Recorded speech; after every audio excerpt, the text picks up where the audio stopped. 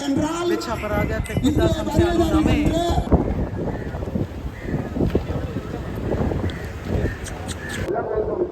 பாதிக்கப்பட்டவர்கள் நிம்மதியாக வாழவும் எதிர்கால நம்பிக்கையை விதைக்கவும் நிர்மலமான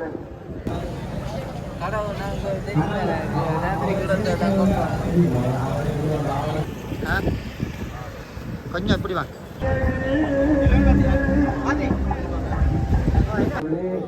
ஐயா வணக்கம். வணக்கம். நெடியதாக இருக்கிறது.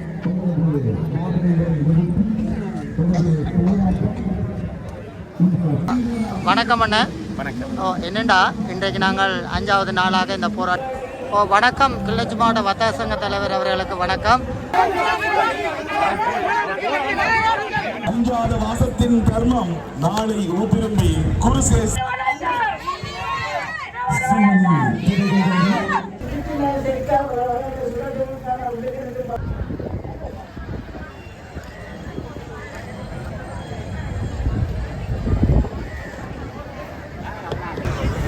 ஐநா மனித உரிமைகள் உயர்ஸ்தானியர் அவர்களிடமிருந்து வந்திருக்கக்கூடிய நீதி கோரிக்கைகளை ஐக்கிய நாடுகள் மனித உரிமை பேரவையிடம் சமர்ப்பித்து ஐக்கிய நாடுகள் மனித உரிமை ஆணையாளருடைய பாதுகாப்பை உறுதிப்படுத்த வேண்டிய தேவையும் වෙච්ච අපරාධයක් එක්ක 1999 අපිට එළි වෙනවා මේ භූමිය තුල විශාල මනසික ප්‍රමාණයක් මිහිදන් කරලා තියෙනවා. මේවා යුද අපරාධ සිද්ධ වෙච්ච ඒවා බව පැහැදිලි. මේවා සම්බන්ධයෙන් පැවතිච්ච කිසිම රජයක් ක්‍රියාත්මක වෙලා කිසි ක්‍රියාමාර්ග ගන්න විමර්ශන කරන්න වර්ධකරුවන් දඩුවම් කරන්න කටයුතු කරලා නැහැ. වගකීම් නීති ඉදිරියට ගෙන්න කටයුතු කරලා නැහැ. අද අපි බලාපොරොත්තු වෙනවා UN හයි කමිෂනර් එක්සත් ජාතීන්ගේ මහා කොමසාරිස්වරයා හම්බ වෙලා හවස 3ට උට ලිපියක් බාර දෙන්න සහ උට මේ පිළිබඳව දැනුවත් කරන්න. එක්සත් ජාතීන් උනත් 1999 මේ මීදන් කරපු මිනිවලවල් හොයාගත්තට පස්සේ පවතින රජයන් වලට මේ සම්බන්ධයෙන් යුක්ති එෂ්ට කරන්න බල කළා මත කියන තැනයි අපි ඉන්නේ. අපි හිතනවා ඉදිරියේදීවත් මේ හමුවීමෙන් පස්සේවත් මේ අද තරුණ තරුණයන් ගොඩක් ඇවිල්ලා මෙතන විරෝධය දක්වන්න හෙටයි නම් පටන් ගන්නවා ඒ කැණීම්. මේ කැණීම් වලදීවත් ඔවුන්ට දමිළ ජනතාවට යුක්ති එෂ්ට වෙන විදියට මේවයි වරදකරුවන් අඳුරගෙන උන් නීති හමුවට පමුණුවලා දඬුවම් පමුණවන්න කටයුතු කරන්න කියන එකයි හැමෝම ඉල්ලා සිටින්නේ. ඒක තමයි අපි එක්සත් ජාතික මහ කොමසාරිස්වරයාට කියන්නේ. ඉතින් යුක්තිය බලාපොරොත්තු වෙන්නේ හැමෝම අද මෙතන රැස්වලා ඉන්නේ. Thank you.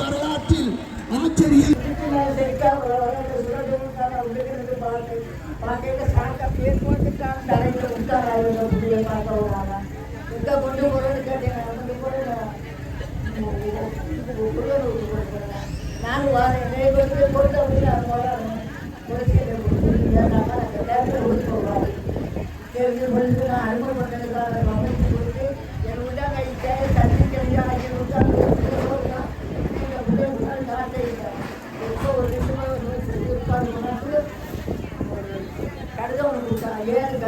நாங்கள் வரும்போது எல்லாம் அவருக்கு மரண சாய்க்கு அவருக்கு மரண சாய்க்கு அதுக்கு மரண சாய்க்க வேண்டியதில்லை.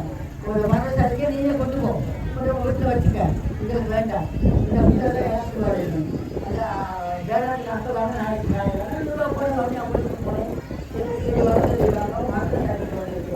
மரண சாய்க்கு ஆக்கி போட்டு நீ சின்ன இதில் இல்லை தானே மரண சாய்க்கே எங்கே காட்டுறேன் எப்படியே கூட பழகிறாங்க பேருந்து நான் பார்க்குறேன். அவங்களுக்கு 5 கோடி கொடு பணம் 5 கோடி கொடுத்து நான் பாடம் எடுக்கிறேன். மரண சாய்க்கே நான் பாடம் எடுக்கிறேன். 5 கோடி கொடுத்தவங்க நான் பாடம் எடுக்க மாட்டேங்க. ஒரு 15 நிமிஷம் வச்சு வெளிநாட்டு அமெரிக்காக்கார போகிறாங்க. அவ்வளோ போய் என்னோட ஒப்படைக்காது கதைக்கு 5 கோடி கூட சொல்லி நான் இருக்கிறேன் பாடம். செஞ்ச தவறு சொல்லி அடுக்கிறது நான் வந்து மாறாங்க உங்களுக்கு மட்டும் 5 கோடி கொடுத்தாங்கம்மா இல்லை அப்படி அப்புறம் இந்த வீடு வர மாதிரி அவன் வீட்டுக்கு மரண சாய்க்கு வாங்கி நான் திருச்சேன் கட்டி வச்சு கட்டி கொண்டு போக நான் மாற எடுக்க மாட்டேன். அப்போ இந்த பிள்ளை இருக்கு எனக்கு எடுக்க மாட்டேங்கிற அப்படின்னு சொல்லிட்டு நான் வரேன். காரணத்தால் இந்த பிள்ளையோட நாங்கள் படித்து அரசாங்கத்தில் வேலை பார்த்தாலும் எங்களோட மாதா அப்போ நான் வந்து சேர்த்து அவருக்கு எங்கள் பிள்ளை எடுக்கிறதுமா அப்படின்னு வேலை ஆரம்பிச்சது. இப்போ 6 வருஷம் கல்வி போயிட்டு அதனால் அங்கே வந்து சாப்பாடு கொடுத்து ஏன்னா எங்கள் பிள்ளையோட கவிக்குது கண்டு அதை உழைச்சிட்டு கேட்கலையே அப்பா இல்லை ஆறு உழைச்சி கொடுப்பான் 6 உழைச்சி கொடுப்பான் பொண்டாட்டி கட்சியில் முழுவதும் எடுத்தாச்சு அவளுக்கு பொம்பளைக்கு அவள் எல்லாம் நடப்பான் சொல்லுங்க பார்ப்போம் இல்லை இந்த குழுமையில இந்த ஸ்ரீலங்கா ராணுவம் அப்படி செஞ்சதுனால ஒரு காலத்தில் ஸ்ரீலங்கா சரி வரும் இவனுங்களை வச்சு கொலை பண்ணும் விடுதலை என் கையில துப்பாக்கியில் விட்டோம் உடனே சுட்டு போட்டு நான் வெடி வச்சுக்கிறேன் உடனே கொடுக்குறான் தேடி சுட்டு போட்டு நான் வெடி வச்சுக்கிறேன் என்னுடைய பிள்ளைய வந்து அவமானம் பண்ணி அவனை கூட்டி ஆக்கி எங்கள் குடும்பத்தையே இல்லாமல் அநியாயம் பண்ணிட்டான் அவனாட்டா இருப்பானா நடுவாரம் கொண்டாடி இருப்பானா எல்லா மக்களுமே சந்தோஷமாக இருப்பான்னு இந்த பகுதிக்கு எனக்கு தாங்க முடியாது இவ்வளோ நேரம் இருந்து கொண்டு வந்து அவங்களாலும் கொண்டாந்து ஆளை காணா நானே போயிட்டு என்னோட முறப்பாட சொல்வேன் லண்டனுக்கு என்னை வர சொல்லியிருந்தாங்க லண்டன்காரன் கரெக்டாக ஏற்படுத்தி போகிறேன் அந்த பிள்ளைங்க மகன் பெறாத மகன் இருக்கிறோம் அப்படின்னு சொன்னால் வேணாம் லண்டனுக்கு வர வேண்டாம் வரவே வேணாமா நீங்கள் நான் இருந்துக்கிட்டேன் அப்படியெல்லாம் அதுக்கு எந்த முறைப்படத்தில் சொல்லுறீங்க இதே என்னை வழிவிட்டு போக நான் இருந்திருக்கேன் அதுவாக இப்பயும் நானே இந்த மௌலியாவிலிருந்து இந்த நெடுங்கடி அதுக்கான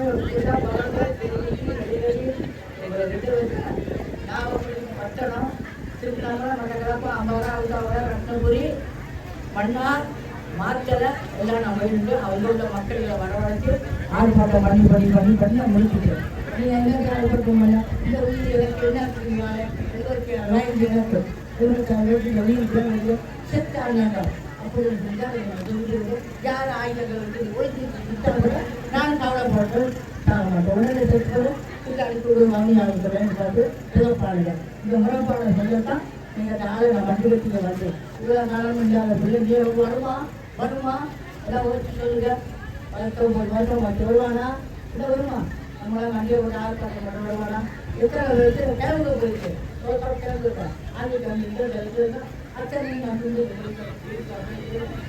வாதாடி பார்த்து இன்னுமே பார்க்க இன்னும் காட்ட போகிறது பார்க்க போகிறது இல்லை ஏன்னா 5 பிள்ளைங்க கலந்துட்டு போகுது விட்டு போய் ஒரு வயசு 3 வயசு அப்படி 15 வருஷம் ஒரு பாயலுக்கு மட்டும் 15,000 வயசு அனுப்பிட்டாலும் ஒன்றுங்க சும்மா வீட்டில் அடுத்த விட்டுக்கிற வேலை செஞ்சு சாப்பிடுவீங்க அந்த மாதிரி பாவம் செஞ்சதுனால என்ன இன்னமும் நடக்க முடியாது பாருங்க எனக்கு உடனே மட்டும் ஆயுதத்தை கொடுத்தான் நான் உடனடியாக நான் சுட்டு விட்டு நான் கடி வச்சுக்கிறேன் ரெடியாக இருக்கிறேன் அவங்கள சுட்டு கொள்விட்டு நான் அடி வச்சுக்கிறேன் நான் அதை பற்றி மற்றவங்க பயப்படாத நான் பயப்பட மாட்டேன் இந்த அவ்வளோ கொஞ்சம் பைத்தியம் அழுத்த பழைய வந்த கையில் நீங்கள் இந்த கரெக்டு வாழ்வாங்க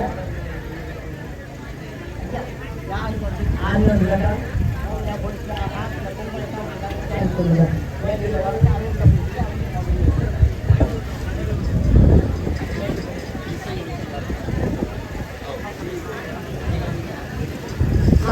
மக்களுக்காக மக்கள் செயல் இளைஞர் தன்னார்வ அமைப்பினால் ஒழுங்கமைக்கப்பட்டிருக்கும் இந்த போராட்டத்திற்கு ஆதரவாக வந்திருக்கின்ற உறவுகளுக்கு ஒரு அன்பான வேண்டுகோள் எங்களுடைய இந்த போராட்ட இடத்திற்கு ஐக்கிய நாடுகள் மனித உரிமைகள் ஆணையாளர் வருவதாக எதிர்பார்க்கப்படுகின்ற நேரம் மாலை 4 தொடக்கம் 5 மணி வரையாக இருப்பதன் காரணத்தினால் இந்த போராட்டத்திற்கு பரிசீலிப்பதற்காக வந்திருக்கிற எங்களுடைய அன்பான அனைத்து உறவுகளும் அந்த நேரம் வரைக்கும் இந்த போராட்டத்துடன் எங்களுடன் இணைந்திருந்து தங்களுடைய ஆதரவினை எங்களுக்கு பெறுமாறு அன்புடன் கேட்டுக் கொள்ளப்படுகிறீர்கள்.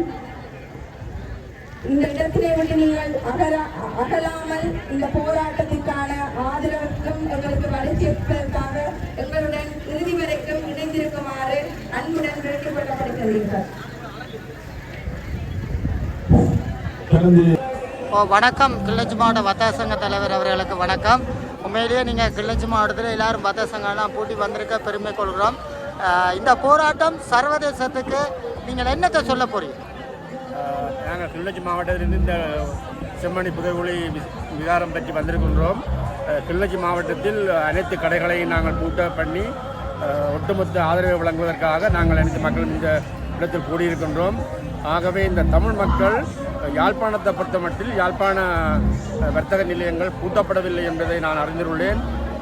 யாழ்ப்பாணத்தில் நடக்கின்ற இந்த நிகழ்வுக்கு யாழ்ப்பாண மக்களின் ஆதரவு ஏன் இப்படி குறைவாக இருக்கின்றதை பற்றி எனக்கு தெரிந்து கொள்ளவில்லை. ஒட்டுமொத்த தமிழர்களும் இந்த இன அழிப்பின்ற வடுவை சர்வதேசத்துக்கு நாங்கள் எடுத்து கூறுவதாக இருந்தால் அனைத்து ஒட்டுமொத்த வடக்கு கிழக்கில் இருக்கும் வாழும் அத்தனை தமிழ் மக்களும் இதில் ஒன்றிணைந்து ஒருமித்த பொருளாக நாங்கள் கோஷங்கள் எழுப்புவதாக இருந்தால் சர்வதேச ஐநாவின் மனித உரிமைகள் ஆணைக்குழுவிடம் நாங்கள் மயர் கையளிக்கும் போது அந்த ஆதரவை நாங்கள் பலத்தோடு கொடுக்கலாம் என்பதை நான் நினைக்கின்றேன். உண்மையிலேயே நாங்கள் கிளிநொச்சி மாவட்டத்தில் அனைவருக்கும் வந்ததுக்காக நாங்கள் எங்களுடைய மக்கள் சார்பாக உங்களுக்கு நன்றியை தெரிவித்துக் கொள்கிறோம் ஐயா. நன்றி, வணக்கம். நன்றி நன்றி நன்றி. இனிவரும் காலங்களில் இப்படிப்பட்ட ஆர்ப்பாட்டங்கள் அல்லது அமைதியான போராட்டங்கள் நடத்தும் போது அனைத்து ஒட்டுமொத்த வடகிழக்கு மக்களையும் ஒன்று திரட்டி அனைவரும் புரிந்து கொள்ள வேண்டும். இது எங்களுடைய உறவுகளுக்கு நடந்த அநீதி, எங்கள் இனத்துக்கு நடந்த அநீதி என்பதை புரிந்து கொண்டு அனைவரும் ஒன்று திரண்டு, குறிப்பாக யாழ்ப்பாணத்தை நாங்கள் ஒரு பலமான மக்களாக பார்க்கின்றோம். ஆனால் அந்த பலமான மக்கள், இந்த பலமான சக்தி என்று வர்த்தக நிலையங்கள் பூட்டப்படவில்லை என்பதை நாங்கள் அறிகிறோம். ஆகவே இனிவரும் காலங்களில் இந்த வர்த்தக நிலையங்கள் பூட்டி மக்களுக்கு ஒத்துழைக்க வேண்டும் என்பதை கேட்டுக்கொண்டு விடைபெறுகின்றேன். நான் கிளிநொச்சி மாவட்டத்தின் வர்த்தக சங்க தலைவர் விஜயசிங்கம். நன்றி நன்றி நன்றி ஐயா. வணக்கம்.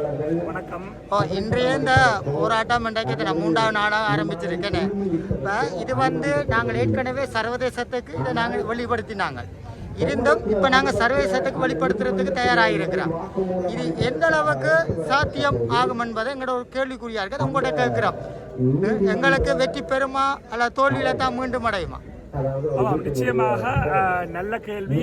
நீங்கள் கேட்ட கேள்வி பலருக்கும் இருக்கின்ற கேள்வி. சர்வதேச விசாரணையை, சர்வதேச நீதியை நாங்கள் எதிர்பார்த்து இருக்கும் பொழுது சர்வதேசத்திடமிருந்து எங்களுக்கு நீதி கிடைக்குமா, இது வெற்றி அளிக்குமா என்கின்ற அந்த கேள்வி உண்மையிலேயே மிகவும் யதார்த்தமான கேள்வி. எங்களுடைய மக்கள் பேரெழுச்சியாக இப்படியான சாத்வீகமான அறவழி போராட்டங்களிலே கலந்து கொள்ளும் பொழுது, மக்கள் எவ்வளவு பேரெழுச்சியாக மக்கள் திரட்சி ஏற்படுகிறதோ அந்த அளவுக்கு சர்வதேசம் எங்களை திரும்பி பார்க்கும். ஆக இதை நாங்கள் முன்னெடுப்பதற்கு எங்களுடைய ஈழத்தமிழ் உறவுகள் அனைவரும் இதனை பிரதானமாக மனதிலே கொண்டு இப்படியான போராட்டங்கள், அதுவும் இந்த செம்மணி மனித புதகுலிகளுக்கான இந்த போராட்டம் என்பது அடிப்படையிலே எல்லோருக்குமே உணர்வை தரக்கூடிய ஒரு போராட்டம். தாயகத்திலே வசிக்கிற உறவுகள், குறிப்பாக யாழ்ப்பாணத்தில் இருக்கக்கூடிய ஒவ்வொரு தமிழனும் இந்த போராட்டத்தில் அவசியம் கலந்து கொள்ள வேண்டும். இல்லையென்றால் தமிழனே கிடையாது. தமிழினத்துக்கு இங்கே இனப்படுகொலை, இன அழிப்பு தொடர்ந்து நடைபெற்று வருகிறது என்பது அனைவரும் ஏற்றுக்கொண்ட விடயம். அனைவருக்கும் சர்வதேசத்துக்கும் தெரியும். ஆக இந்த இன அழிப்பு, இனப்படுகொலை என்ற ஒரு அங்கமாகத்தான் இந்த மனித புதகுலிகள், சின்னஞ்சிறு குழந்தைகள் எல்லாம் படுகொலை செய்யப்பட்டு புதைக்கப்பட்டு முள்ளிவாய்க்காலில் இப்படி எத்தனை ஆயிரக்கணக்கான 1.5 லட்சத்துக்கு மேற்பட்ட மக்கள் கொத்து கொத்தாக கொண்டு குவிக்கப்பட்ட இன அழிப்பு நடந்திருக்கின்ற இந்த ஒரு அடிப்படைக்கு எங்களுக்கு விசாரணை சர்வதேச விசாரணையாக இருக்க வேண்டும், சர்வதேச நீதி வேண்டும் என்று கேட்கின்ற பயணம் எப்பொழுது தாயகத்திலே இருக்கிற அனைத்து தமிழ் உறவுகளும், புலம்பெயர் தமிழ் உறவுகளும், அதே போல தமிழ்நாட்டிலே தமிழகத்திலே இருக்கக்கூடிய உறவுகளும் ஒன்றுபட்டு இந்த பயணத்திலே தூய்மையானவர்களாக, தாங்கள் நீதியோடு நடப்பவர்களாக நடந்து கொள்ளும் பொழுது நிச்சயமாக இதற்குரிய காலம் கனியும். உலக ஒழுங்கு மாறிக்கொண்டிருக்கிறது. சர்வதேச அரசியல், பூகோள அரசியல் ஒழுங்கு மாறிக்கொண்டிருக்கிறது. அந்த விதத்திலே இந்தோ பசிபிக் பிராந்தியமாக இருக்கலாம், எங்களுடைய வடக்கு கிழக்கு தமிழர் தாயகம் வல்லரசாக வளர்ந்து வந்து கொண்டிருக்கக்கூடிய இந்திய உபகண்டத்துக்கு அருகிலே இருப்பது எங்களுடைய பலம். திருகோணமலை இயற்கை துறைமுகம் எங்களுக்கு இருக்கின்ற மிக பெரும் சொத்து. வடக்கு கிழக்கு எங்கும் கனிமங்களும் வளங்களும் அப்படி இருக்கக்கூடிய ஒரு சூழலிலே எங்களுக்கு இருக்கக்கூடிய வளங்கள், இதனுடைய அர்த்தங்கள் எங்களுடைய மக்களுக்கு புரியவில்லை. எங்களுடைய மாவீரர்களுடைய தியாகங்கள் ஒருபோதும் வீண் போகாது. சர்வதேசம் எங்களை திரும்பி பார்த்து நாங்கள் கேட்கின்ற நீதியை, எங்களுக்கான சுயநிர்ணய உரிமையை தருகின்ற காலகட்டம் வரும். வடக்கு கிழக்கிலே சர்வதேசத்தினால் நடாத்தப்படுகின்ற ஒரு பொது வாக்கெடுப்பின் ஊடாக எங்களுடைய நிரந்தர அரசியல் தீர்வு எட்டப்படும் என்பதிலே பொத்துவில் தொடக்கம் பொலிகண்டி வரை மக்கள் பேரெழுச்சி இயக்கத்துக்கு அசைக்க முடியாத நம்பிக்கை இருக்கிறது. ஆகவே அன்பான உறவுகளை இன்றைய போராட்டத்திலே கலந்து கொள்ளுமாறு அன்புரிமையோடு அழைத்திருக்கின்றோம். என்னென்றால் இப்ப நான் ஒரு கேள்வி ஒன்று என்னென்றா, இவ்வளவு செம்மணி புதைகுழி என்றது இன்றைய சந்திரிகாண்ட காலத்திலிருந்து தொடர்ச்சியாக புதைக்கப்பட்ட இடம். இதில் வந்து டக்ளஸ் தேவானந்தா வந்து முழுமையாக மக்களுக்கும் தெரியும், எல்லாருக்கும் தெரியும். ஆனால் தெரிஞ்சும் ஏன் இந்த தமிழரசு கட்சியில இருந்த சிவிகே சிவஞானம் போய் அவற்றை வாசல கதவை தட்டி கேட்டவர் பிச்சை எடுத்த நீங்கள் அவர்களிடம் தான் கேட்க வேண்டும்.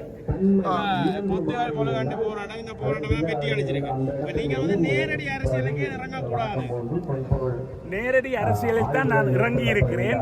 ஆனால் நேரடி கட்சி அரசியலிலேயோ அல்லது வாக்கரசியலிலேயோ தேர்தல் அரசியலிலோ இறங்கவில்லை. சற்று முன்னர் கேட்கப்பட்ட கேள்வி கூட எடுத்துக்கொண்டால் இன்றைக்கு எங்களுடைய தமிழ் தேசிய பரப்பிலே இருக்கின்ற வாக்கரசியல் செய்கின்ற கட்சி அரசியல் செய்கின்ற அத்தனை பேரும் உள்ளத்திலே தூய்மையானவர்கள் கிடையாது. அவர்கள் ஒவ்வொருவரும் தங்களுடைய உள்ளத்தை தொட்டு சொல்லட்டும். இந்த குழந்தைகளுடைய படுகொலை உன்னுடைய பேர குழந்தையாக இருந்தா உனக்கு எப்படி இருக்கும்? உன்னுடைய மகனா இருந்தா உனக்கு எப்படி இருக்கும்? மகனை படுகொலை செய்ய மகளை படுகொலை செய்ய இப்படி புதைக்க விட்டுட்டு நீ இப்படி வாக்கரசியலுக்காக அரசியல் செய்வியா? கட்சிகள் மோதிக்கொள்வதும் இதை பயன்படுத்தி ஆகவே இந்த கட்சி அரசியல் வாக்கரசியலே எனக்கு எள்ளளவு நம்பிக்கை இல்லை. மக்கள் எழுச்சி கட்சி அரசியல் வாக்கரசியலை கடந்த மக்கள் எழுச்சி இயக்கத்தின் ஊடாக மட்டுமே எங்களுடைய இன விடுதலையை அடைய முடியும். அதைத்தான் தேசிய தலைவரும் காட்டி நிற்கிறார். தேசிய தலைவரை சொல்லிக் கொண்டு கட்சிகள் எல்லாம் தங்களுடைய சுயலாபங்களை சம்பாதிக்கின்றதை தவிர தேசிய தலைவருடைய கொள்கையை தமிழ் தேசியத்தை சரியாக புரிந்து கொண்ட கட்சிகள் அல்லது கட்சி தலைவர்கள் கட்சி உறுப்பினர்கள் யாராவது வரட்டும். ஆகவே மக்கள் எழுச்சி என்பதற்காகத்தான் நாங்கள் எங்களுடைய இலக்கை அடைய முடியும். கட்சி அரசியல் என்பது ஸ்ரீலங்கா அரசுக்கு உட்பட்ட கட்டமைப்பு. ஸ்ரீலங்கா அரசுக்கு உட்பட்டு போய் அங்கே சத்திய பிரமாணம் எடுக்க நான் தயாராக இல்லை. உங்களை போன்றவர்கள் வந்து அரசியலுக்கு வராத காரணத்தினால்தான் சிலர் வந்து அரசியலுக்கு வந்து அந்த இடத்தை விட்டு கொடுக்குறீங்க. ஒன்றும் செய்ய போறதில்லை. கடந்த 16 வருடங்களாக இந்த கட்சியில் ஒன்றையும் செய்யல. இனி யார் வந்து அங்க ஒன்றும் செய்ய இயலாது. ஏன்னா ஸ்ரீலங்கா உலக கட்டமைப்பு என்பது மகாவம்சத்தினுடைய அடிப்படையிலே சிங்கள பௌத்த இனவாதத்தின் அடிப்படையில் இருப்பதை யார் அரசியலுக்கு வந்து மாற்ற முடியாது. இது கட்சி அரசியல் தேர்தல் அரசியல் ஸ்ரீலங்கா கட்டமைப்பை கடந்தது. ஏற்கனவே கேட்கப்பட்ட கேள்வி போல சர்வதேச அரசியலையும் கடந்தது. இப்பொழுது ஒரு பதில் சொல்கிறேன். சர்வதேச நீதியை நாங்கள் கேட்டு நிற்கிறோம் என்றால் சர்வதேசம் எங்களுக்கு நீதியை தந்துவிடப் போவது இல்லை. ஏனென்றால் 2009 முள்ளிவாய்க்காலிலே ஒட்டுமொத்த சர்வதேசமும் இணைந்து நின்றுதான் நமது இனத்தை அழித்தது, கொத்து கொத்தாக அழித்தது. எங்கய்யா நீதி? அப்ப நீங்க கேட்கலாம் அடுத்த எனக்கு எப்படி நீதி கிடைக்கும் என்று. இயற்கை, இந்த சூரியன் இருக்கிறானே இயற்கை, இந்த இயற்கை இங்கே அணையா விளக்கு இருக்கிறதே இயற்கை. இந்த இயற்கை அறத்தை நிலைநாட்டியே தீரும். யாருக்கு விருப்பம் இருக்கோ இல்லையோ அரசன் நன்று கொள்வான் தெய்வம் நன்று கொள்ளும் என்று சொல்வார்கள்.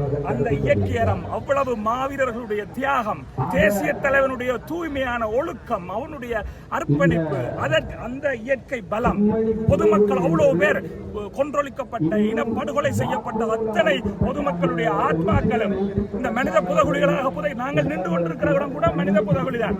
வடக்கு கிழக்கு எங்கும் மனித புதகுலிகள் தான். இந்த மனித புதகுலிகள் இப்படி இருக்கக்கூடிய சூழலிலே இது கட்டாயம் அவர்களுடைய ஆத்மாக்கள் எங்களுக்கான விடுதலையை பெற்றுத்தரும். ஸ்ரீலங்கா பௌத்த சிங்கள பேரினவாத அரசும் அவர்களோடு இணைந்து ஒட்டுக்குழுக்களாக இணைந்து யாரெல்லாம் செயற்பட்டார்களோ அத்தனை பேரும் இதற்கு பொறுப்பு சொல்ல வேண்டும் என்பதை சொல்லி நிறைவு செய்கின்றேன். நன்றி, வணக்கம். வணக்கம் அண்ணா. வணக்கம். ஏற்பட்டு கொண்டிருக்கிறது.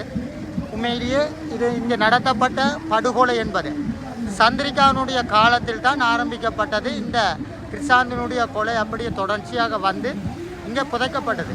எனவே இந்த போராட்டம் சர்வதேசத்துக்கு தெரிஞ்சும் சர்வதேசம் இன்றைக்கும் ஏன் மௌனமாக இருக்குது? அடிப்படையில் இலங்கையிலே அதாவது தமிழ் மக்கள் மீது வரலாற்று ரீதியாக மாறி மாறி ஆட்சிக்கு வந்த அரசுகள் எல்லாம் ஒரு இனப்படுகொலையை அதாவது அரங்கேற்றி வந்திருக்கின்றது. இந்த இனப்படுகொலை என்பது எங்களுடைய மக்களை அதாவது அவர்களுடைய பூர்வீக தாயகத்தில் இருந்து அதாவது எண்ணிக்கை அடிப்படையில் குறைத்தல், அவர்களை கொன்றளித்தல், அவர்களுடைய அடையாளங்கள் மரபு வழி தாயகத்தினுடைய வரலாற்று தொல்லியல் அடையாளங்கள் அதே நேரத்திலே அழித்தல், அதே நேரத்திலே அவர்களை வெளியேற்றுதல் என்று பல்வேறுபட்ட கோணத்திலே இடம்பெற்றிருக்கின்றது. அந்த அடிப்படையிலே ஒரு விடுதலை கோரி போராடிய இனம் ஒன்றினுடைய தாயகத்தின் மீது இலங்கை அரசாங்கம் மிகவும் பாரதூரமான ஒரு மனித உரிமைகளை மேற்கொண்டு அவர்களுடைய தாயக நிலப்பகுதிகளிலே இராணுவ மேலாதிக்கத்தை நிலைநிறுத்தியது. அந்த அடிப்படையிலே யாழ்ப்பாண மாவட்டம் ஸ்ரீலங்கா அரசாங்கத்தினுடைய கட்டுப்பாட்டுக்குள் கொண்டு வரப்பட்டதன் பின்னர் யாழில் இருந்து அதாவது பன்னி நோக்கி நகர முடியாத ஏராளமான மக்கள் இங்கே தங்க வேண்டிய ஒரு சூழ்நிலை இருந்தது. அவர்கள் பணிய கைதிகளாக வைக்கப்பட்டிருந்தார்கள். அவ்வாறாக வைக்கப்பட்டிருந்த ஒரு சந்தர்ப்பத்தில் இங்கே இராணுவமும் ஒட்டுக்குழுக்களும் இணைந்ததாக பல்வேறுபட்ட பாரதூரமான மனித உரிமை மீறல்களையும் இன அழிப்பு நடவடிக்கைகளையும் மேற்கொண்டிருக்கின்றார்கள். அதனுடைய ஒரு கட்டமாக நீங்கள் கேட்டது போல அன்றைய காலகட்டத்திலே சந்திரிகா அம்மையார் அவர்கள் ஜனாதிபதியாக இருக்கின்ற ஒரு சூழ்நிலையிலே யாழ்ப்பாணம் பூரண அரச கட்டுப்பாட்டிற்குள் கொண்டு வரப்பட்ட ஒரு சூழ்நிலையிலே தான் இந்த படுகொலைகள் இடம்பெற்றிருக்கின்றன. ஏலவே இந்த பிரதேசத்திலே கிருஷாந்தி குமாரசாமி உள்ளிட்ட மாணவி உள்ளிட்ட நூற்றுக்கணக்கானவர்கள் நீதி கேட்டு வந்தவர்கள் என்று, அதாவது ஒரு மாணவி ஒருவர் பாலியல் வல்லுறவுக்கு உட்படுத்தப்பட்டு படுகொலை செய்யப்பட்டதன் பின்னர் அவர்களுக்கு நீதி கேட்டு வந்தவர்கள் என்று படுகொலை செய்யப்பட்டு இங்கே புதைக்கப்பட்டார்கள். அதற்கு இராணுவம் முழுமையான குற்றவாளி என்பது இனங்காணப்பட்டிருக்கின்றது. அன்றைய காலகட்டத்திலும் இனங்காணப்பட்டிருக்கின்றது. அந்த வகையில் இதற்கு பின்னரான சூழ்நிலைகளிலும் மாறி மாறி ஆட்சிக்கு வந்த அரசுகள் எல்லாம் தமிழ் இளைஞர்களை கடத்துதல், மாணவர் உரிமை சார்ந்த போராட்டங்களிலே ஈடுபட்டவர்களை படுகொலை செய்தல், அவர்கள் எங்களுடைய தமிழ் பெண்களை மானவங்கப்படுத்துதல், பாலியல் வல்லுறவுக்குட்படுத்துதல் என்று பல்வேறுபட்ட பாரதூரமான மனித உரிமைகளிலே ஈடுபட்ட நிலைமையிலே யாழ் மாவட்டம் தொடர்ச்சியாக அதாவது ஒரு மூடிய சிறைச்சாலையாக இருந்தது. அதாவது சமாதான உடன்பாடுகளுக்கு பின்னரான ஒரு சூழ்நிலையிலும் இங்கே முழுமையான இராணுவ கட்டுப்பாட்டுடன் இங்கே இராணுவத்தினர் எதையும் செய்யலாம், அரச நிர்வாகத்தை மேவியதாக, நீதித்துறையை மேவியதாக, நீதிமன்றங்களுடைய உத்தரவுகள் எதையும் ஏற்காததாக காணப்பட்ட ஒரு சூழ்நிலையிலே தான் இந்த படுகொலைகள் நடைபெற்றிருக்கின்றன. இந்த படுகொலைகள் சாதாரண படுகொலைகள் என்று மட்டும் கருதிவிட முடியாது. மனித குலத்திற்கு எந்த அளவு தூரம் கொடூரம் இழைக்கக்கூடிய, சர்வதேச நியதிகளை மீறக்கூடிய சட்டவிரோதமான ஒரு படுகொலைகளை தமிழ் மக்கள் என்ற அடிப்படையிலே இங்கே மேற்கொண்டிருக்கின்றார்கள். அந்த அடிப்படையிலே இன்று அதாவது யுத்தம் முடிவடைந்து 15 ஆண்டுகளுக்கு பின்னரும் இந்த பகுதிகளிலே பல்வேறுபட்ட அபிவிருத்தி நடவடிக்கைகளில் ஈடுபடுகின்ற பகுதிகளிலே எலும்புக்கூடுகள் மீட்கப்பட்டு வருகின்றன. அந்த எலும்புக்கூடுகள் தொடர்பாக இந்த நாட்டினுடைய உள்நாட்டு அரசாங்கம் எந்த விதமான நியாயமான போக்கையும் கடைபிடிக்கவில்லை. அவர்கள் கூறுகின்றார்கள் இவைகள் அனைத்தும் யுத்த காலத்தில் இடம்பெற்றவை, அதற்கு அப்பால் வரலாற்று தொன்மை வாய்ந்தவை என்றெல்லாம் பல்வேறு பூச்சாண்டிகளை இன்று சர்வதேசத்தின் முன்வைத்து வருகின்றார்கள். சர்வதேசத்திற்கான சமர்ப்பணம் என்பது இலங்கையின் பொய்யாகத்தான் இருக்கின்றது. ஐநா உள்ளிட்ட பல்வேறுபட்ட உயர் சபைகளையும் மனித உரிமைகள் பற்றி கரிசனை செலுத்தக்கூடிய நாடுகளையும் இந்த அரசாங்கம் ஏமாற்றி வருகின்றது. இன்று பலர் சொல்லிக்கொள்ளலாம், இன்று ஒரு ஆட்சி மாற்றம் ஏற்பட்டிருக்கின்றது, இந்த ஆட்சி மாற்றத்தினூடாக இங்கே விசாரணை நடத்தப்படலாம் என்று பலரும் சொல்லிக் கொள்ளலாம். ஆனால் நாங்கள் ஒன்றை தெளிவாக விளங்கிக் கொள்ள வேண்டும். இன்று ஆட்சியில் இருப்பவர்கள் கூட கடந்த காலத்திலே யுத்தம் நடைபெற்ற போது கோட்டபாய ராஜபக்ஷ அவர்களுக்கு முண்டு கொடுத்தவர்களாகத்தான் இருந்தார்கள், அமைச்சரவையிலே அங்கத்துவம் வைத்தவர்களாகத்தான் இருந்தார்கள். அந்த அடிப்படையிலே இன்றும் கூட இந்த நாட்டிலே ஏராளமான லட்சக்கணக்கான எங்களுடைய மக்கள் கொன்று புதைக்கப்பட்டு விட்டார்கள். அவர்களுக்கான நீதி ஒருபோதுமே இந்த உள்நாட்டு பொறிமுறை விசாரணை வாயிலாக கிடைக்கப் போவதில்லை. இலங்கையிலே உங்களுக்கு தெரியும், இராணுவத்தை காட்டிக் கொடுப்பதற்கோ அல்லது இராணுவ மேலாதிக்கத்தையோ அல்லது பௌத்த சிங்கள பேரினவாதத்தை காட்டிக் கொடுப்பதற்கு மாறி மாறி ஆட்சிக்கு வந்த எந்த அரசாங்கமும் தயாரில்லை. அதன் அடிப்படையிலே தான் இன்றைய அரசாங்கம் சொல்கின்றது சர்வதேச விசாரணை ஒன்று அவசியமில்லை என்று. ஆனால் எங்களுடைய மக்கள் இன்று வீடுகள் தோறும், இந்த எங்களுடைய கிராமங்கள் தோறும் அழுது புலம்பிக் கொண்டிருக்கின்றார்கள் சர்வதேச விசாரணையை கேட்டு. இந்த இடத்திலே தான் ஐநாவுக்கான மனித உரிமைகள் ஆணையாளர் இலங்கை வருகின்றார். இது ஒரு நல்லதொரு சந்தர்ப்பம். இங்கே இருக்கக்கூடிய விடயங்களை இலங்கை அரசாங்கம் மூடி மறைப்பு செய்வதற்கு இடமளிக்காது. நாங்கள் பல்வேறுபட்ட அடிப்படைகளிலே இந்த விடயங்களை வெளிக்கொண்டு வர வேண்டியவர்களாக இருக்கின்றோம். இந்த வெளிப்படுத்தல் என்பது உண்மையிலேயே ஒரு சர்வதேசத்தின் கண்ணை துறப்பதாக இருக்க வேண்டும். சர்வதேச நியதிகள், சர்வதேச சட்டத்தின் பிரகாரம் எங்களுக்கான நீதி வழங்கப்பட வேண்டும். இந்த விசாரணைகள் சர்வதேச மேற்பார்வையுடன் சர்வதேசத்தினால் மேற்கொள்ளப்பட வேண்டும். இந்த உள்நாட்டு பொறிமுறைகளிலோ இலங்கையினுடைய நீதித்துறையிலோ இந்த விடயத்தில் நாங்கள் நீதியை பெற்றுக்கொள்ளலாம் என்று ஒருபோதும் கனவு காணக்கூடாது, நம்பிக்கையும் கொள்ளவில்லை. எங்களுடைய தமிழ் மக்கள் ஒருபோதும் இந்த விடயத்திலே மிக தெளிவாக இருக்கின்றார்கள். அதாவது இது ஒரு சர்வதேச பொறிமுறைகளுக்குள்ளாக சர்வதேச விசாரணை ஒன்று நடாத்தப்படும் போது சர்வதேச தொழில்நுட்ப வல்லுநர்கள் இந்த காணப்பட்ட மனித எச்சங்களை ஆய்வு செய்யும் போது தான் இங்கே ஒரு நீதி கிடைக்கக்கூடிய சந்தர்ப்பம் இருக்கின்றது. பாருங்கள், அங்கே இருக்கின்ற எலும்பு கூடுகளுக்கு இடையிலே ஒரு ஆடை இல்லை, ஒரு பொத்தான் கூட இல்லை, சட்டை பொத்தான், பிளாஸ்டிக் பொத்தான் கூட இல்லை. ஆகவே எங்களுடைய மக்கள் எந்தளவு தூரம் சீரழிக்கப்பட்டிருக்கின்றார்கள் என்பதை நீங்கள் சற்று பாருங்கள். எங்களுடைய மக்கள் உண்மையிலே கிராமங்களில் இருந்து இங்கே இன்றைக்கு பல்வேறுபட்ட லட்சக்கணக்கிலே படையெடுக்க வேண்டும். அதன் வாயிலாகத்தான் இந்த விடயம் அதாவது மேலோங்கிய விடயமாக இன்றும் நாங்கள் எங்களுடைய தேசியம், தாயகம், சுயநிர்ணய உரிமை, அதே நேரத்தில் எங்களுக்கு இழைக்கப்பட்ட அநீதிகளுக்கு ஒரு சர்வதேச பொறுப்பு சொல்லுதல், இலங்கை அரசாங்கம் பொறுப்பு சொல்ல வேண்டும் என்பதை வலியுறுத்த வேண்டும். அல்லது இந்த அரசாங்கமும் கடந்த காலங்களில் இருந்தவர்கள் போன்று சாதாரணமாக மூடி மறைத்துவிட்டு கோப்புகளை மூடி விடுவார்கள். அந்த இடத்திலே எங்களுடைய மக்கள் தொடர்ச்சியாக எழுச்சி கொள்ள வேண்டும் என்பதுதான் என்னுடைய கருத்து. நன்றி நன்றி நன்றி நன்றி நன்றி. வணக்கம் ஐயா. என்ன பெற்று கொண்டிருக்கிறது, கிட்டத்தட்ட நாங்கள் சந்திரிகானுடைய காலத்திலிருந்து எங்களோட மக்கள் இந்த புதைக்குழியில் புதைக்கப்பட்ட எல்லாருக்கும் தெரியும், சர்வதேசத்துக்கும் தெரியும். ஆனால் தெரிஞ்சும் இதுவரைக்கும் இந்த சர்வதேசம் நீதி கூறவில்லை. அடுத்தது சர்வதேசத்தினுடைய ஆணையாளர் இன்றைக்கு இங்கே அவர் இந்த ஆணையாளர் சரியான தீர்வு ஒன்று உங்களுக்கு தருவார் என்று நம்புறீங்களா? முதலாவது உங்களோட கேள்விக்கு, சர்வதேசம் எப்பவுமே நியாயத்தின் பக்கம் நிற்க முடியாது. நீங்கள் இப்பொழுது நிற்பதில்லை, நிற்க முடியாது என்று இல்லை, நிற்கலாம், ஆனால் அவ்வாறு நிற்பது இல்லை.